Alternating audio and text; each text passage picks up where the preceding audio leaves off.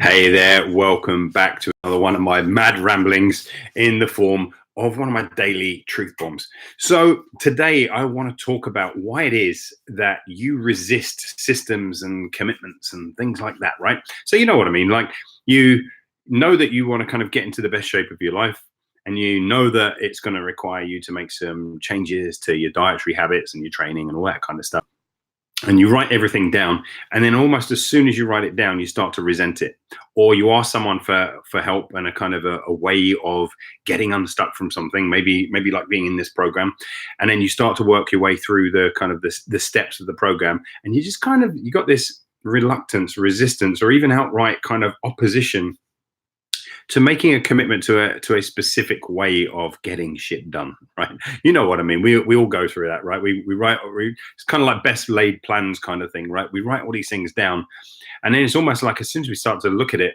and think we've got to start taking action on this, we're like, screw that, like no one tells me what to do, right? You know what I mean? So why is that? Why is it we resist systems and commitments and instruction and all of that kind of stuff? Well, it really comes down to what is known in, what kind of in the brain is its kind of biggest driving commitment. So after, or I should say its second biggest driving commitment, right? First driving commitment of the brain is survival, clearly, right? But after survival, what it's really focused on more than anything else is freedom. Okay, it's focused on freedom. The human brain is built in such a way that it wants to make decisions for itself about what it will and won't do, massive meat and bone and everything else, right? Where all the things that you want to engage in and all the things that you don't. So the brain's always on the lookout for anything that compromises or contradicts a freedom. Like where am I being controlled? Where am I having a freedom taken away, right? And there are different parts of the brain that are involved in this. Multiple parts. Certainly the ACC, the anterior cingulate cortex, is on the lookout for any freedoms that are being compromised in social context, for example. Okay, but multiple areas of the brain are engaged in this. The brain is constantly looking out for ways in which its freedom is being compromised. If its freedom is compromised, it's going to elicit many of its kind of danger responses, if you will, and that kind of that'll bring up all kinds of emotional turmoil in most people's minds, right? And we would then start to engage, as we already know now, the power of emotion and the power of feelings. It will start to engage in different types of behaviors, right? So the brain's very, very clever. So if we're going to have a discussion about freedom and why freedom is so important to the brain, let's get clear. Let's get some kind of working definition for what freedom is. Right. On the one hand, people will tell you that freedom is the ability to make choices, right? Certainly not incorrect. It's absolutely the ability to make choices. And you think about it, like you choose to basically start a diet, right? Let's stick with that plan. You choose to start a diet, or you choose that you're going to write a post every day for 30 days for social media, right? That's a choice. You made that choice. Now, you can still go back against that choice, and you can still argue with that choice. So why is that such a problem? Well, it comes to the second part of this, which is the willingness to accept the outcome of that choice, right? So we've got choice on the one hand and the willingness to accept the outcome. I choose to actually start this new dietary plan. I choose to start posting content every day, right? Am I willing to accept the outcome of the dietary plan? That means that I'm going to be eating more of this and eating less of that, or eating in a different way. Am I willing to accept the outcome of the commitment to posting daily, that actually I'm going to have to sit down at my computer daily and either record something or write something or show up and do the work in an already kind of busy and hectic lifestyle, right? But it's still a choice that I'm making. Now, where a lot of people's problems occur here is that they don't necessarily they're not willing to accept the outcome of that choice, and that negates freedom. And as soon as you negate freedom, it starts to feel like control and restriction and limitation, and the brain balks at that, and it says, whoa, I don't want to have my freedoms taken away. Shit, do whatever you can to stop doing that, right? So is this making sense? The enemy of freedom, the biggest enemy of freedom is control. Anywhere in your life where you feel control, whether you feel controlled by other people, whether you feel controlled by circumstances, or yes, even if you feel controlled by yourself. And you will always feel controlled by yourself if you don't willingly accept the outcome of your choices. I'm hoping that this is kind of turning over a few cogs in your mind, because when you think about it, a lot of the resistance that you have is to the acceptance of the outcomes, right? In other words, the acceptance of the things that you're going to have to do in order to maintain that commitment to actually keeping up with the choice that you've just made. And this is where a lot of people get into hot water, right? Kind of they make choices. They don't really accept what that choice really means. And so a big part of this is just that ESP thing again, right? Getting really, really clear. If I'm going to do this, what does it actually mean? And am I willing to accept that? Or am I kind of just pie in the sky thinking and kind of, happy clappy kind of, oh yeah, I can get through this? Or am I like, yeah, I'm not really willing to accept that, right? Kind of, I know that I'm already balking against the idea. See, none of us really balks against the idea of making a commitment in and of itself. We don't, right? We kind of, especially if those commitments are going to serve us, if we want to get in the best shape of our life, make more money than we've ever made, kind of have more impact, have more influence, do all of these kind of things. None of us really fight that.